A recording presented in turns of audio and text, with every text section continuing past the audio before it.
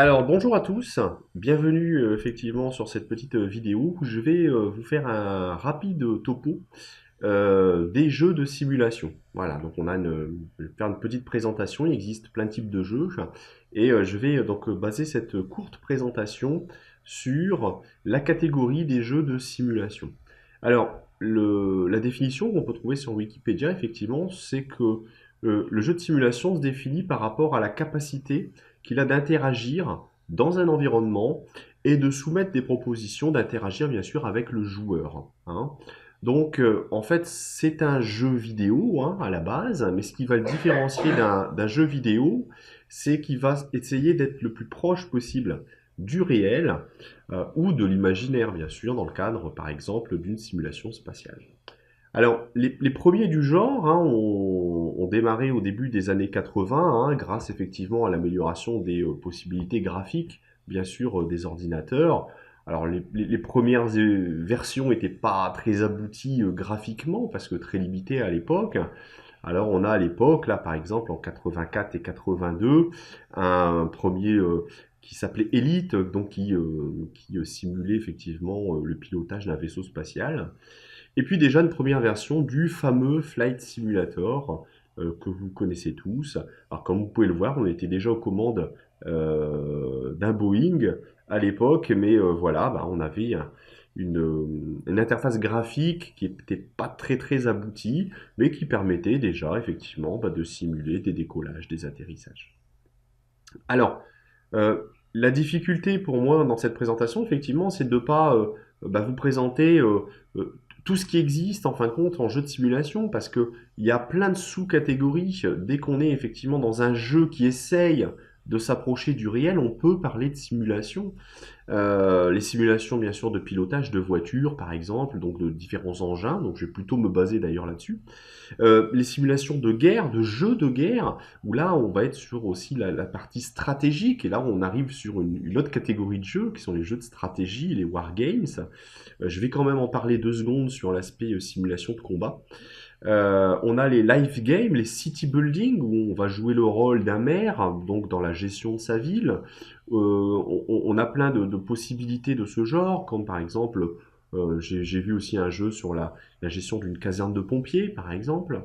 Et puis d'autres jeux un peu plus particuliers qui se rapprochent des serious games, comme la possibilité effectivement voilà, de prendre la place d'un chirurgien, donc sur un titre que vous connaissez très certainement. Alors, je vais plutôt faire un focus sur le pilotage, en fin de compte, qui est le jeu de simulation que je pense vous connaissez le mieux. Effectivement, le pilotage, c'est tout simplement un jeu qui va vous permettre de piloter différents moyens de transport, en particulier bien sûr des voitures, mais ça peut être des camions, ça peut être des avions, effectivement. Alors on est sur des jeux effectivement qui ont un franc succès bien sûr, hein, surtout sur le public masculin je dirais, puisqu'il permet effectivement de conduire des bolides. Alors vous allez me dire c'est un jeu effectivement et ça se rapproche pas vraiment du réel, sauf que dans ces jeux, avec la qualité bien sûr graphique qui a augmenté très fortement ces dernières années, on a la capacité effectivement de mettre le jeu en mode arcade, où là il nous arrive pas grand chose en fin de compte, et on peut se faire plaisir. Et on peut aussi simuler, enfin au niveau de la simulation, mettre le jeu en mode entre guillemets réel, c'est-à-dire que là, on va prendre en compte effectivement dans votre conduite les différents problèmes que vous pouvez rencontrer avec votre voiture et en cas d'accrochage et en cas par exemple d'accident, les dommages que va effectivement subir votre voiture et qui vont effectivement mettre fin par exemple à votre mission ou ne plus vous permettre effectivement d'aller à la vitesse optimale. Donc là on est dans quelque chose qui va se rapprocher en fin de compte ou gérer en tout cas cet aspect-là. Alors on a d'autres titres hein, comme Formula One, qui est très connu aussi, qui a la particularité, comme vous le voyez là, de pouvoir être utilisé en mode entre guillemets réel, hein, toujours pareil, on est capable de gérer effectivement le curseur entre le mode arcade et le mode simulation, justement. Et là, on a par exemple le mode où on est vraiment dans le cockpit, hein, on n'est pas sur vue arrière, on est à l'intérieur de la voiture, de la Formule 1. Et ces jeux sont même utilisés par les professionnels, hein, les vrais pilotes de Formule 1, pour par exemple mémoriser les circuits, puisque dans ces jeux-là, la plupart du temps, on a la possibilité voilà, de faire des courses sur les circuits, les vrais circuits de Formule 1. Hein. Donc des vrais pilotes s'entraînent pour mémoriser justement. Alors dans ces jeux-là, on peut même aller quelquefois jusqu'à les différents comment dire, critères de configuration de la voiture et du moteur. Donc on peut aller dans des configurations très très fines. Alors, Dirt, effectivement, bien connu aussi de chez Games for Windows, hein, Microsoft, où là c'est la même chose, mais au lieu d'être sur de la Formule 1, on est sur la formule Rallye WRC. Et là, de la même façon, il est utilisé aussi quelquefois par des professionnels pour mémoriser les différentes courses WRC qui font partie du championnat.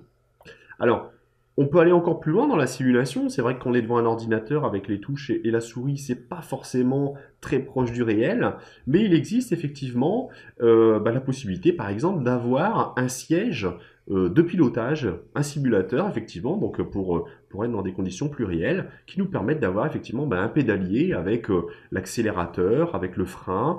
On peut même avoir, c'est pas le cas là sur la photo, mais un levier de vitesse. On peut avoir bien sûr le volant avec un certain nombre de boutons pour le volant, comment dire, avec les commandes embarquées. Et puis, je vous avouerai que je connais quelqu'un qui est passionné justement de ce type de simulation, qui a même aménagé une salle complète avec un vidéoprojecteur 3D, les lunettes du coup qui vont bien, l'environnement sonore en 5.1 et le siège qui vibre lorsqu'on sort de la route par exemple et qu'on roule dans le gravier. Voilà, pour vous dire qu'on peut aussi aménager, je dirais, l'interface, je dirais, hein, pour être dans quelque chose d'un petit peu plus réel. Alors, après, effectivement, on arrive sur du pilotage, toujours en engin, mais quelque chose qui va être un petit peu moins, entre guillemets, ludique, puisqu'on va être quelque part plus proche de l'apprentissage. Dans le fameux Flight Simulator dont je vous parlais tout à l'heure, arrivé dans sa 10e version maintenant, où là, on a, comme vous pouvez le voir, vraiment la réalité d'un cockpit, hein, tel qu'il existe dans les vrais avions. Et là, on est vraiment sur voilà, un pilotage plus ou moins réel, hein, on a les vrais instruments de bord et on va pouvoir apprendre comme ça à faire décoller l'avion, comment dire, à le piloter, à le faire atterrir.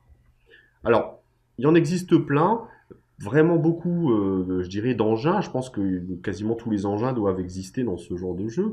On a effectivement la possibilité de simuler, par exemple, le pilotage de train, tout simplement. Donc, on a différents trains qui sont disponibles et on retrouve effectivement le tableau de bord et voilà la capacité de piloter différents types de trains. On a effectivement la possibilité aussi de faire de la simulation de voiliers ou de bateaux avec, voilà, on retrouve les notions du vent, les notions effectivement de courant, donc on a notre boussole et on a un itinéraire effectivement à suivre. Donc on est vraiment dans quelque chose qui peut être intéressant aussi dans l'apprentissage de la voile. Alors il y en a d'autres, hein, un petit peu plus fantaisistes comme le chasse-neige et le remorquage. Voilà, donc vous voyez, il en existe vraiment pour tout le monde. Alors là, on est un petit peu, je dirais, à la frontière entre la simulation et la gestion, hein, puisque il y a des titres, en fin de compte, qui sont proposés, comme par exemple la gestion du port, effectivement, où là, on va gérer l'embarcadère, on va gérer effectivement la possibilité de décharger les containers avec les grues. Donc là, on va être capable aussi de piloter les grues pour décharger les containers. Donc toute la gestion effectivement du port avec l'arrivée des bateaux. Donc on est à la limite, vous voyez, de la gestion. La gestion, effectivement, la simulation d'un aéroport. Donc là, on va être capable de gérer l'arrivée des avions et puis voilà, comment dire, de prendre la main sur un certain nombre de matériels comme des grues pour nettoyer les avions, dégivrer aussi les avions avant leur départ. On a aussi effectivement voilà, d'autres simulations comme la simulation de travaux forestiers que j'ai trouvé plutôt sympathique où on joue le rôle d'un bûcheron et on va être capable effectivement avec différents engins de couper, d'élaguer les arbres, de les préparer effectivement pour les envoyer effectivement par camion. Donc voilà, donc on gère on gère une forêt avec les différents engins disponibles.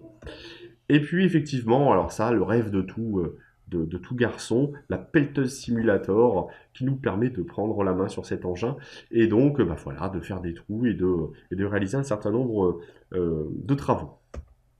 Alors, je fais quand même une petite aparté sur la simulation effectivement de jeux de guerre, des titres très connus hein, comme Call of Duty effectivement, hein, où là ben, on prend la place d'un soldat hein, dans effectivement ben, dans un certain nombre de missions hein, où il faut abattre des ennemis, prendre une place, aller libérer des otages.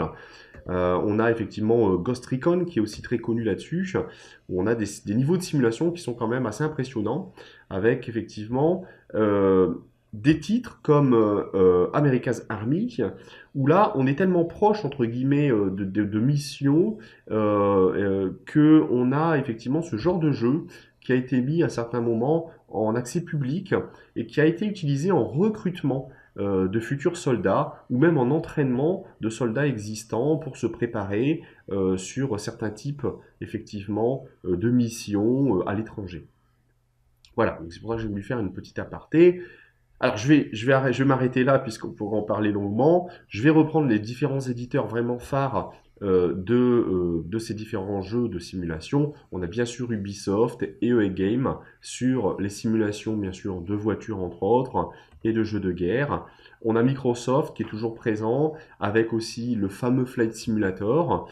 Et puis un prix particulier sur Just for Game hein, et sa pelleteuse qui effectivement s'est spécialisé dans la simulation de différents engins. Voilà, je vous remercie de m'avoir écouté et à bientôt.